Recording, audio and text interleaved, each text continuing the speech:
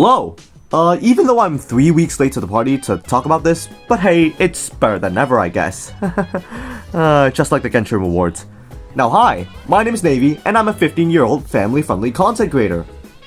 And unfortunately, I play Genshin Impact. And I'm here just to share my opinions and give my game theory on why Hoyoverse doesn't care about you, despite me only having 6 months of business knowledge that was taught to me during 9th grade. So, hey, take my word with a grain of salt. Do I have proof to what everything I say? No. Cause I'm lazy as fuck, I guess. So this is just my game theory and my opinions and thoughts centering around the drama. I'm kind of not that confident in making this video because, like, number one, I don't have any proof to anything that I say, and it's all just theory and, you know, speculation and assumptions. And number two, I'm afraid I'll receive backlash, you know, from, like, Twitter. And number three, my take and the reasons that I gave are pretty obvious, and a lot of content creators already talked about this. So, honestly, I'm kind of a little bit scared to post this video, but I guess we continue. Anyways, let's address the chopping block and the elephant in the room. Hoyoverse doesn't care about you. Notice how I said Hoyoverse and instead of Genshin Impact, because ladies and gentlemen, I'm gonna go out of the limb here and say Honkai Star Rail does not care about you either. Now, before you all get your pitchforks and say that I'm a Genshin stan and that I use Twitter 12 hours a day, which I don't, I barely even use Twitter, and I downloaded the app just for the sake of it, and proceeded to never use it again, let me give my reasoning. So first things first, the definition of caring. What does it mean? So I'm just gonna give my 2 cents on this, and in my opinion, caring just means that Hoyoverse is willingly giving the player base something, even though it does no good to the company. That doesn't mean it harms the company, that means it just does no good to the company. Anyway, now that we've established that, what is the main goal of the company, may I ask you? Especially a big multi-million-dollar company like Hoyoverse. It's to make as much benefits as possible. Now, hold on. What do I mean by benefits? Basically, money, reputation, connection with the player base, etc, etc. Because these benefits, as mentioned before, contribute to the overall revenue of the company. Think about it. Reputation of a company, connection with the player base, and direct, you know, microtransactions will contribute to the overall revenue of a company. So yeah, at the end of the day, a company's main goals is to make as much money as possible, which are affected by these so-called benefits. So yes, technically, a company's main goals is to make as much money as possible, but I'm still gonna say they want to make as much benefits as possible because I think it's more easier to understand this. Well, if that were the case, then why does Honkai Star Rail give quality of life changes and Genshin doesn't? Now, I'm gonna preface this by saying I don't think Genshin does not give quality of life changes. I think it does, but like Honkai Star Rail gives so much more, in my opinion. Oh my god, the drilling sound! Well, cause Genshin kinda does already. As you can see by the leveling up screen, I think that's a pretty good quality of life change, and also, you know, the artifact leveling up system, I think that's really good, to be honest. But yeah, but they kind of fucked up in the latest one, the artifact loadouts. It seems like they genuinely don't understand like what we want and just implemented a shit system like this. So yeah, but Honkai Star Rail gives much more. That's just my take.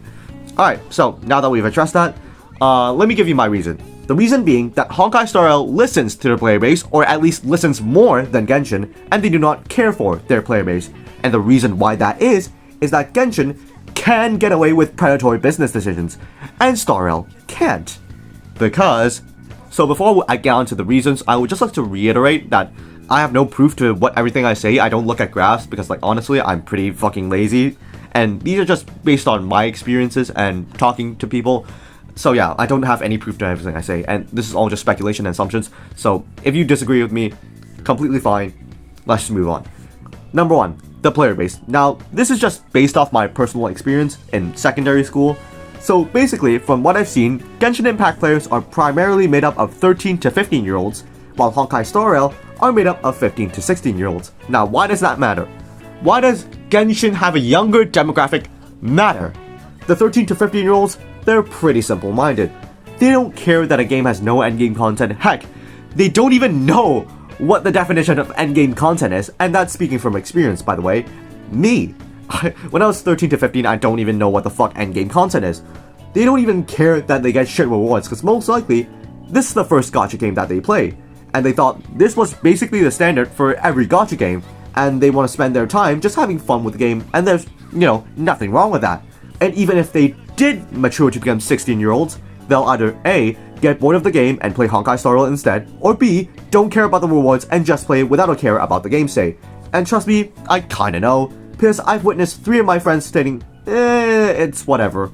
I know that's not a lot, but hey, that's at least 3 more friends than the average Genshin Impact player. Number 2, the community. Twitter is fucking dumb. I stated in many of my streams and in my Discord server, which you can join by the way, you've seen countless people meet riding Genshin Impact and are willingly want to lick the shoes of Dawei and Taihaoyu themselves. I mean, if it were Beto and Arcus wet socks, I get it, but... Toxic positivity is really prominent in the Genshin Impact space. Just take a look at Twitter. And you know what I mean. So whenever there's a problem and somebody criticizes it, the White Knights are here to defend this shit like they have a Jujutsu Kaisen binding vow towards the company. And alright, I'm gonna quote someone on this because I think they actually made a good statement on this.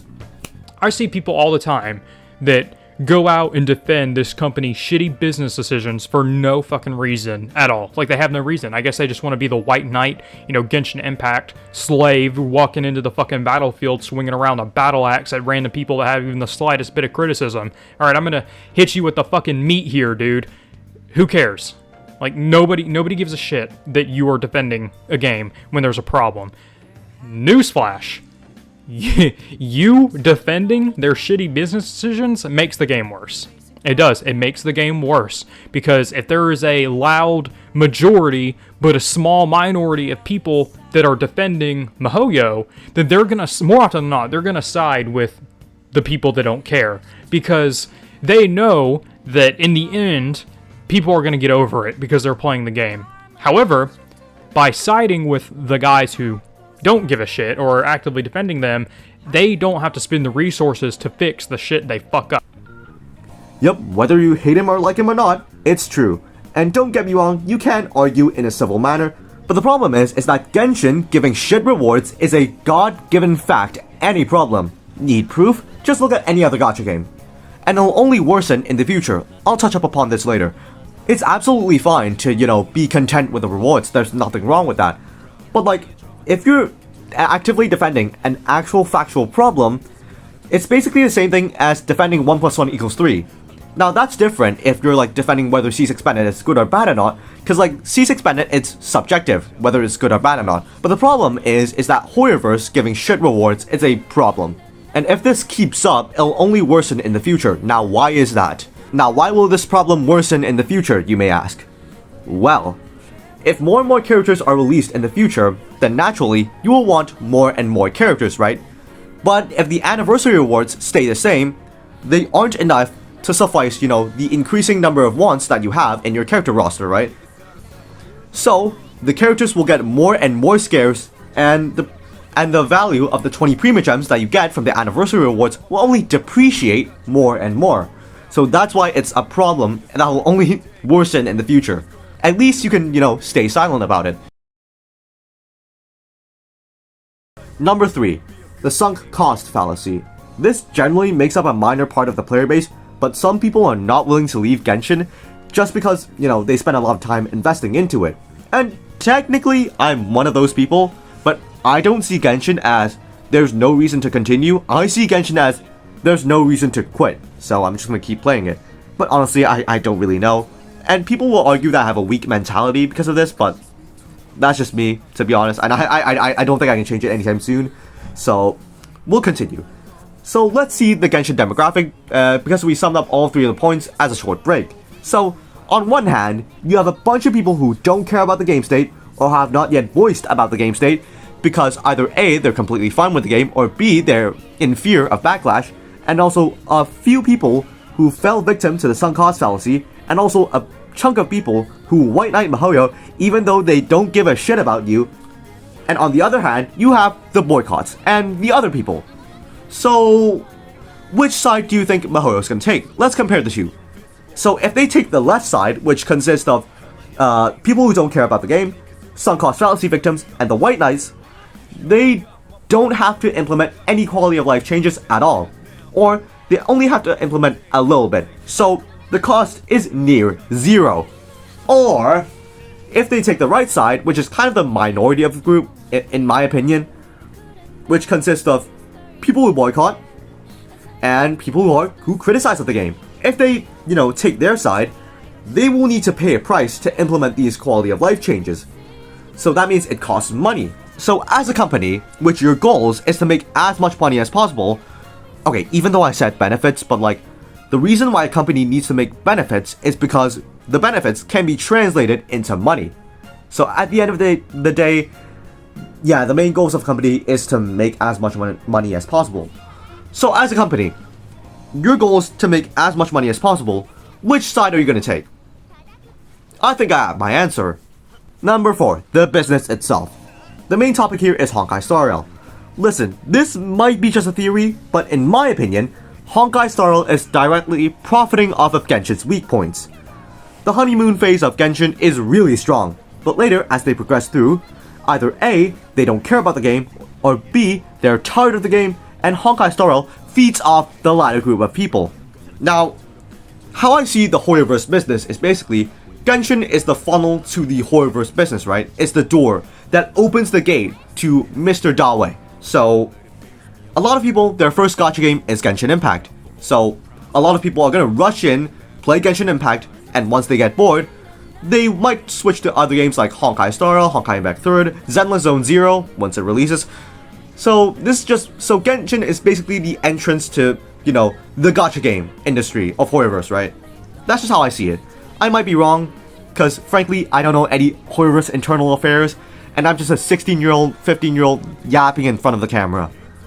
So, like I said, the burnt out Genshin Impact players who are hungry, I repeat, hungry for good rewards and actual endgame content will defect to Honkai Star Rail. That's the main reason, or at least one of the main reasons, why Honkai Star Rail gives good rewards and endgame content. Basically what I'm saying is, it hits Genshin in the balls, in terms of weak points. They use Jingyuan to attack someone with electro weakness. God damn, this is a dumbass joke. So, the whole doctor ratio thing, yeah, they're not doing this because Hoyoverse loves you and wants to kiss the smoothest part of your butt cheeks. No, they're doing this because A, it makes the burnt out Genshin players go to them, B, it makes the players have a stronger connection with the game, C, heck, I'm not gonna be even surprised if they already predicted that it'll cause a feud between the Genshin Impact and Honkai Star Rail players, as seen in Twitter and as seen in my, group chat with my friends. They compare the two games and they say Genshin players are jealous, Genshin can never, all that stuff, right? And D, additional game time within Honkai Star Rail for building doctor ratio, and E, make, newer players go to them. So, all of these mentioned above increase the player base, makes the player base stronger, and, builds a connection, and all of these benefits can be translated into money. And that money is probably, in Mahoyo's opinion, is worth more in value than a doctor ratio. So that's why they do this. That's why they do the doctor ratio thing. Number 5, the Genshin business itself. It's a casual game for casual gamers like me. It's made for story and exploration. Do I have anything to back this up? Just look at the game, I guess. Now, not only is Genshin a casual game, but it's also a cash cow. That means they'll try to make as much profit as possible to fund the other games. Like for example, Honkai Star Rail and Zenless Zone Zero. So they just don't care about the game. It's a cash cow. Do I have anything to back this up? Do I have any proof? Not really. I don't think so. Because I'm 15 and I yap in front of camera, so what can I do? Number 6, lack of competition. Imagine a town where there's only one Chinese restaurant, and the food there is amazing, right? But they don't change the menu, the staff treat you like shit. However, this is the only Chinese food that is served in town. So even if problems arise, people who want to eat Chinese food can only come to here. And they don't need to change the menu, and they don't need to treat you nicely, because that's the only place you can go to. Same thing with Genshin. Look man, I'm gonna be honest, maybe I've just been living under a rock, but Genshin is probably the only open world gacha game. Besides maybe Tower Fantasy, of course, but from what I've heard in my community, they ain't that good either. So Genshin doesn't need to change because that's basically the only option that people who want an open world gacha game can go to. Well, fortunately, weathering waves. So, yay. And all of the reasons above are why Hoyoverse doesn't care about you. They only care about their benefits, and why Honkai Star Rail can't get away with doing shit like this because they're profiting of Genshin's weak points, and they fostered a community that, are salty about Genshin's, rewards and lack of endgame content, and why Genshin can get away with this. Now, if Honkai Star Rail could get away with this, they absolutely will do it, because it makes more money, it makes more benefits, but the player base won't allow them, because they already fostered a community that, are salty of Genshin, right? Because I bet if Honkai Star Rail decide to pull out Genshin on the anniversary, the players will be pissed, with pitchforks, and they'll, I don't know, 1-star review Google Classroom. Second part, boycotting. Yeah, it's not gonna work. I'm just gonna echo Tao's statement on this because I agree the whole thing to an extent. Number one, you can't convince a sizable chunk of the player base to go against Genshin Impact to where they'll actually want to make a change because they lose something, they lose benefits, right? The reason being, A, the demographic as stated before, they don't care about the game or they're white knights.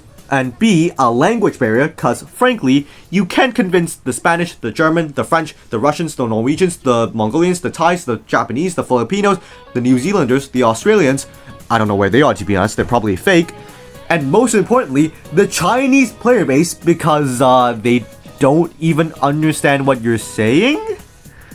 And even if they know English, will they know it to an extent where they know what you're talking about, know your motives, and know what the meaning of boycott is? And C, even if 1 million players were to go up against Genshin right now, it would only take up less than 2% of its monthly active users. While I do think it's kind of futile, I do think it's worth it to give it a shot. Cause you never know what happens in the future, you never know what's in store for you in the future, right? Even though the odds are stacked against you, you still wouldn't know cause doing something won't guarantee you to succeed, but giving up will guarantee you to fail. Now, I've heard on the grapevine that the boycott is actually working because Hoyoverse has been, faking sales. And if that's true, you can interpret it in two ways. 1. The company is losing money. The boycott is working. Or 2. Hoyoverse is actively combating the boycott and trying to hide the truth, and the boycott is not working. Personally, I believe in the latter, cause if Hoyoverse is faking sales and use those, what's it called again? Bits dropping? Eavesdropping? Fuck business. Nah.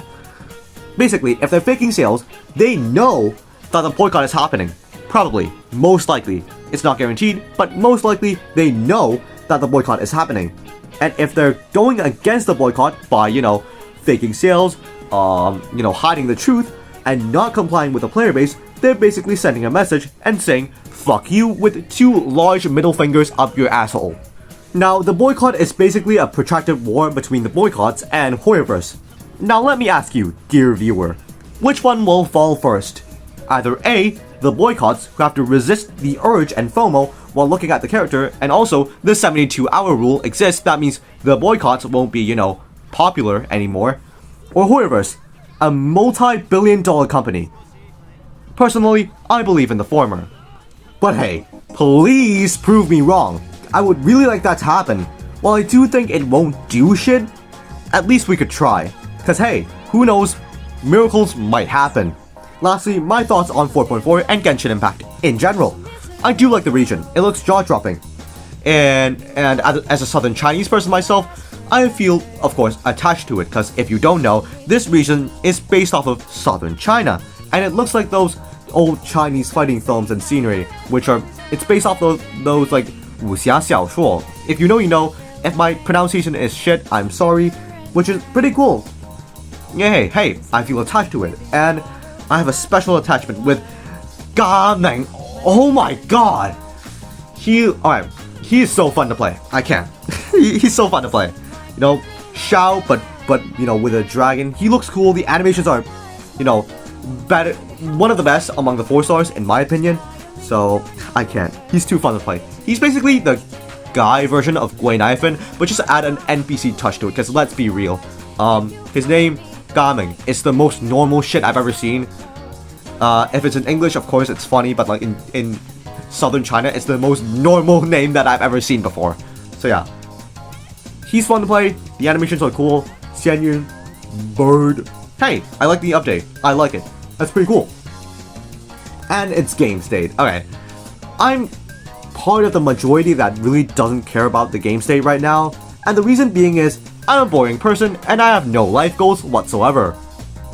Okay, that was a little dark, but what I'm trying to say here is, I'm a boring guy with a boring life and not many life goals in general, and I'm completely fine with it. I'm not really the type of person to get bored of something, even if I do something over and over again, because frankly, I'm content with that. Don't get me wrong though, I do get bored sometimes.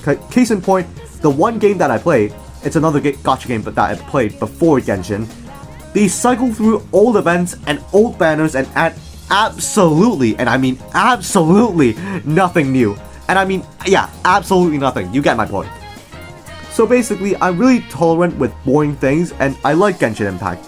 But I do think it's better to make a change because a bigger change would benefit the community than a small one. So, oh no, I'm gonna join the Genshin Boycott? Now the problem is, I'm already free to play and already played the game to its bare minimum. Outside from, content creation, but technically I already didn't do that because like, I need to balance content creation, hang out with friends, editing, studying, and just free time. I need to balance all of these and it's pretty hard to do so. So I'm already playing the game, not a lot already. I'm not really playing the game a lot. Alright, so I'm joining the Genshin Boycott and I will not spend a single dime in the near future. And I've been doing this for 2 years and I don't think I'm gonna, break the streak. Just because, flexing rights and, because I'm part of the Genshin Boycott now. And playtime will decrease, as time goes on because like, I have upcoming tests that I have to deal with. So I won't play the game as much as before. So yeah, that's basically it. So I'm already hurting Genshin where it hurts, I'm already hitting its weak point. Like Jing Liu to those fucking healing enemies, dog shit, bro. They're because they value money and time, and I can prove this, right? Because money, it's what a company's end goal is. It's to make money. They want to make benefits, which can be translated, and time is what keeps the players active. No wonder why the Welcome Moon is so much cheaper than the top-ups. It's because you have to log in daily. That means they value two things, money and time. So yeah, these are my thoughts on the 4.4 drama. Besides the content creator drama, which I want to ask, how will history play out if the 4.4 drama and the CC drama were to switch places? So regarding the creator drama, I guess I'm in support of Tectone, I guess. Cause hey man, 5 people calling out Atsu versus 1 person defending Atsu, which is himself, I think I'm gonna believe, the former one, cause it's more likely to happen. And frankly, I don't want to waste time reading 2 essays back to back, cause 1, my comprehension skills are shit, and number 2, I need a lot of time to absorb and think before coming up with a conclusion. Well, probably except for this one, but eh. So yeah, in conclusion, these are my thoughts, why Hoyoverse doesn't care about you, and I like Genshin. I don't mind a stale and stubborn state of the game, because I'm boring. I like drinking water and eat rice with no soy sauce every day, and I'm content with that. That's all for me. Then again, I'm just a 15-year-old guy spitting what I think about the game, and I have no business education nor economic mind, so take my word with a grain of salt. But hey, that's just a theory. A game theory. And thanks for watching and subscribe. Bye. Bye.